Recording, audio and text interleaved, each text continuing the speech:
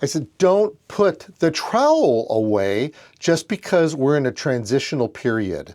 This is actually the prime time to get colors started for a knockout fall garden, even a jump on next spring, whether you're scattering seeds or trucking in sets.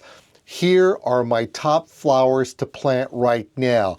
Number one on the list happened to be zinnias, because zinnias were first collected by the Spanish explorers in Mexico, who found the wild blooms so impressive that they nicknamed them mal de ojos, or sickness of the eyes, a far cry from today's vibrant hybrids. Now, that being said, the best way to get these zinnias off the ground was actually in the ground, and you could sow them with seeds now, because we have air temperatures which are typically cooler than soil temperatures.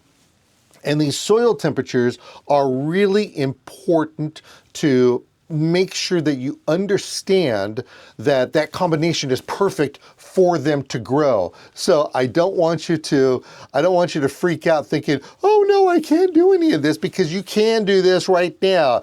Zinnias germinate fast in warm soil, and they'll bloom in as little as 6 to 8 weeks. So you want to choose a sunny location with good air circulation to keep the powdery mildew away that the late summer humidity can bring onto the plants.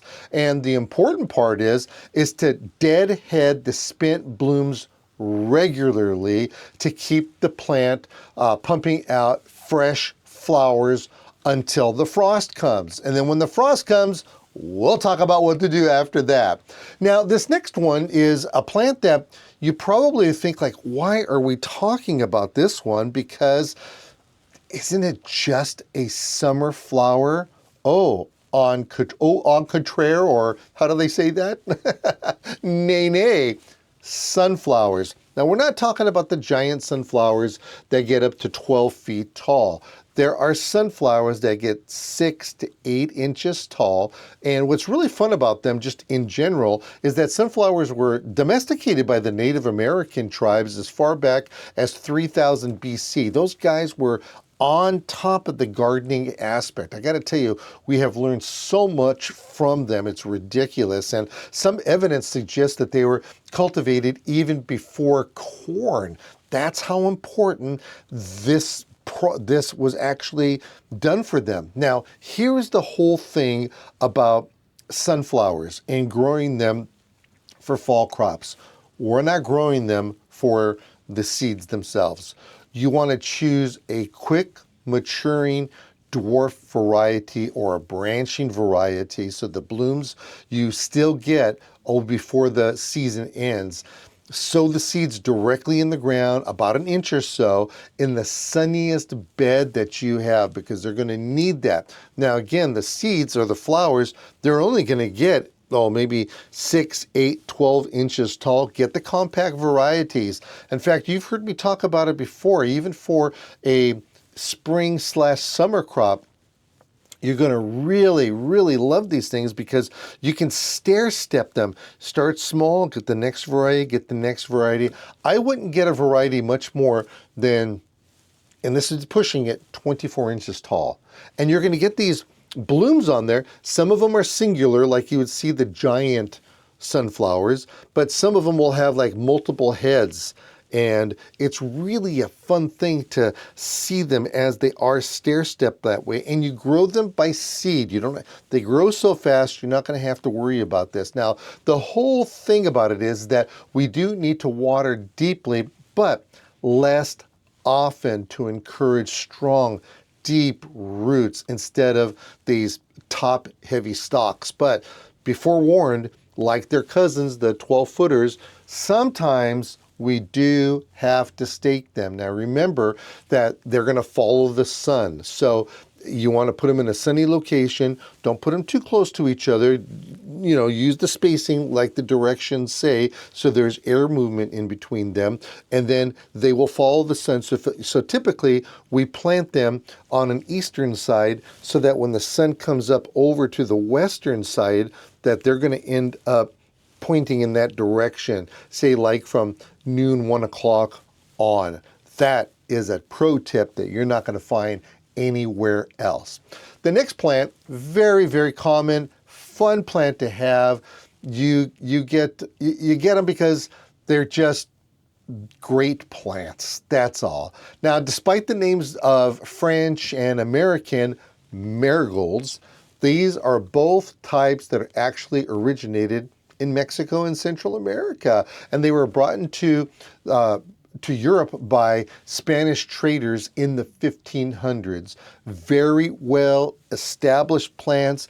I actually like the smell of the flower of the plants. You have to remember, marigolds are also plants that we used for companion planting, even in vegetable gardens in particular, like with tomatoes and so. We're not going to be planting any tomatoes, but you can plant them near your vegetable gardens, and especially if you happen to look up and have learned from me my top vegetables to plant, you can still put these out as companion plants towards them.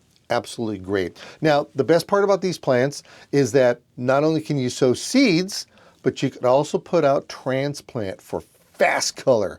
Marigolds often flower in under 8 weeks, if not sooner, and you need to be on top of pinching the plants back because you got to encourage bushier growth. You don't want these plants to get all big or to get those flowers on there so that they get all gross and browning out.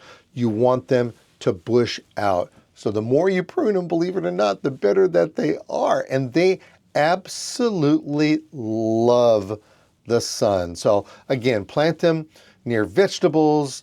Many gardeners, they absolutely love them. They swear that marigolds are perfect for deterring pests like aphids and thrips and other insects in their garden. And that's because they happen to have a unique thing about them, which is they have pyrethroids, natural pyrethroids inside of the plant. That's part of the smell you smell. Remember I told you I like the smell? That's part of the smell you smell. It's those pyrethroids. And it permeates through the garden, and the insects just don't like it. So that right there is the hot ticket for the plants for growing during this particular time. Okay, we are talking about gardening. We're talking about the absolute best plants, flowers that you could start right now, and they're going to take you into the next season. I mean, even though it's really hot right now, you could do this. And remember, if it gets too ridiculously hot, what we're going to do is that we're going to protect them somehow, whether it's putting up umbrellas, or if it's putting up some type of shade cloth, or even laying out a bed sheet. Just make sure nobody's in the bed first. Cosmos. That's the next flower that we're going to talk about over here. Now, I have a nephew, actually great nephew, named Cosmo, and he's not a flower, he's a little boy.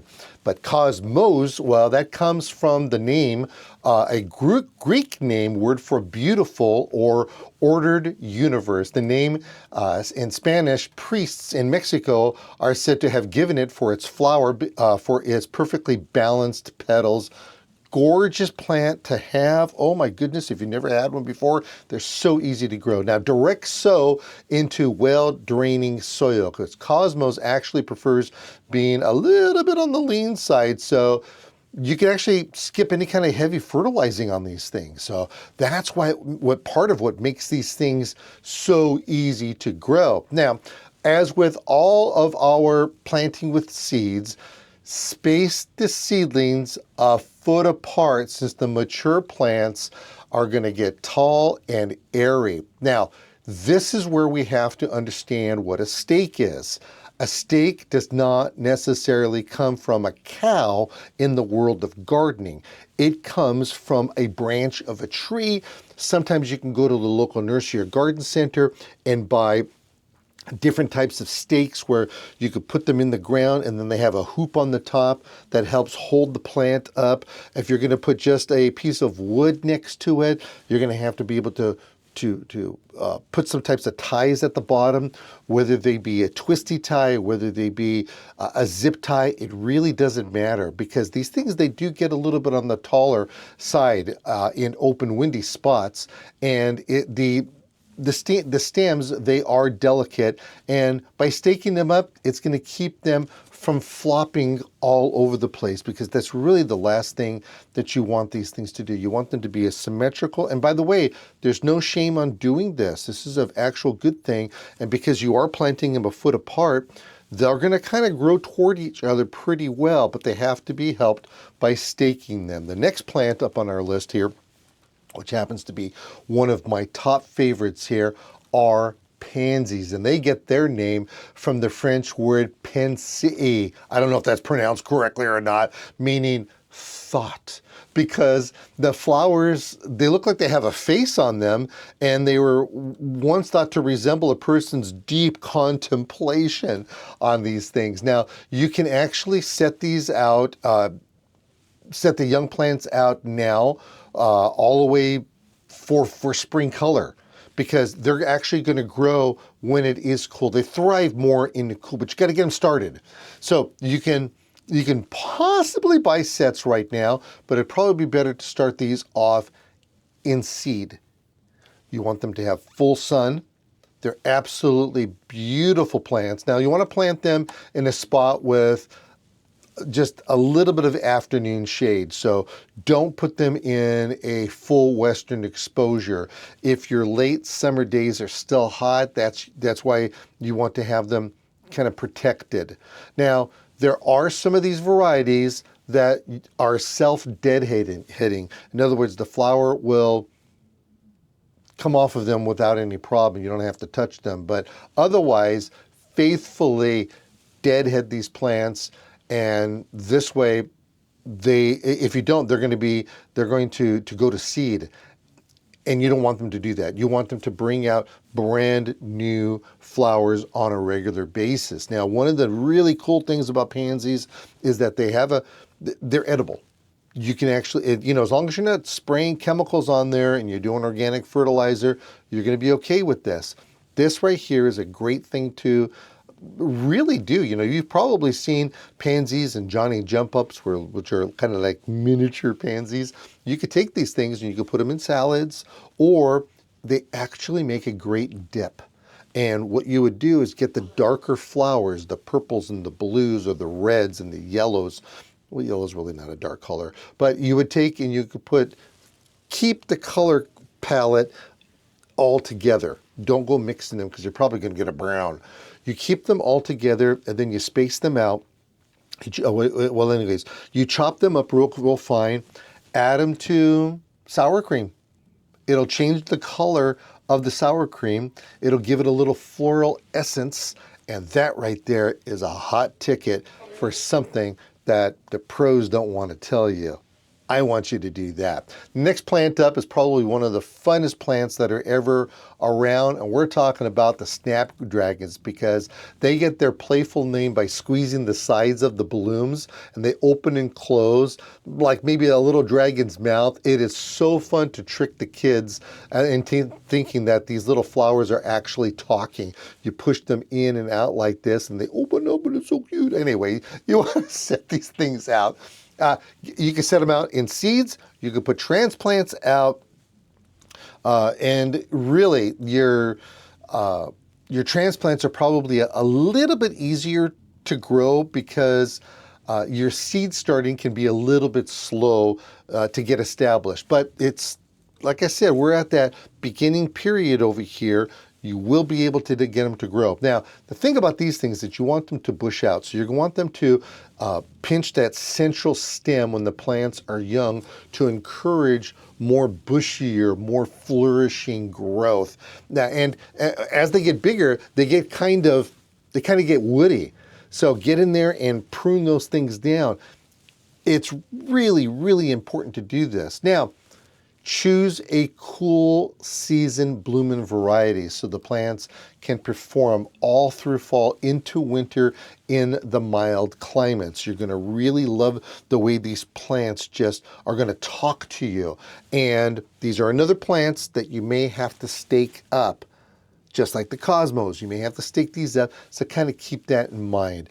And then we have the sweet alyssum. Oh, look at the sweet alyssum was once believed by ancient herbalists to cure the bite of a rabid dog, which is actually how the plant earned its botanical name from the Greek Alyssa, meaning without madness. Now, direct sow these seeds thinly in the soil surface. It needs light to germinate, so don't bury it, and use a low border or filler. It spreads quickly and it's going to bloom, and it's going to kind of look like snow if you do this property. It's going to look like snow, let's put it that way. And it'll be around in about 4 or 6 weeks that they're going to start growing on you. Shear the plants back lightly if they start looking leggy, and they're going to flesh out brand new flowers. And our bonus plant, well, those are the asters. Aster is Greek for star, a name inspired by flowers, their star-shaped blooms, and the ancient legend held by the burning aster leaves could ward off evil spirits. Now, set out young plants now for a classic burst of fall color right when many other flowers fade. Space those plants 18 inches apart for good airflow, which is going to help prevent powdery mildew, and then pinch back those growing tips midsummer for bushier plants. Stop pinching the buds once they start to appear. So don't let the calendar fool you. Get some seeds and sets in the ground this week, and you'll have color in the garden long after everyone else's flower beds have called it quits. And that's this week's dirt in the garden.